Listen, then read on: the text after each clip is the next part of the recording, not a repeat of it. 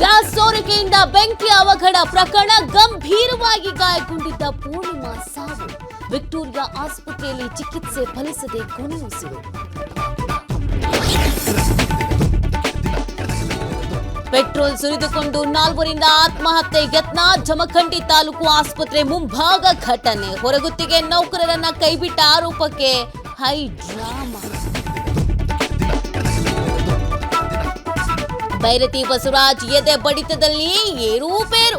ಬೆಂಗಳೂರಿನ ಜಯದೇವ ಆಸ್ಪತ್ರೆಯಲ್ಲಿ ಚಿಕಿತ್ಸೆ, ಇಂದು ಆಂಜಿಯೋಗ್ರಾಮ್ ಪರೀಕ್ಷೆ.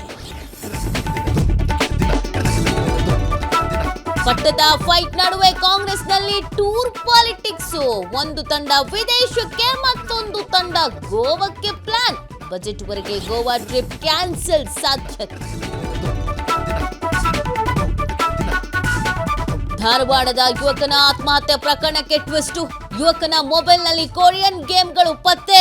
ಆಟದ ಟಾಸ್ಕ್ಗೆ ಸೂಸೈಡ್ ಮಾಡಿಕೊಂಡ ಶಂಕೆ.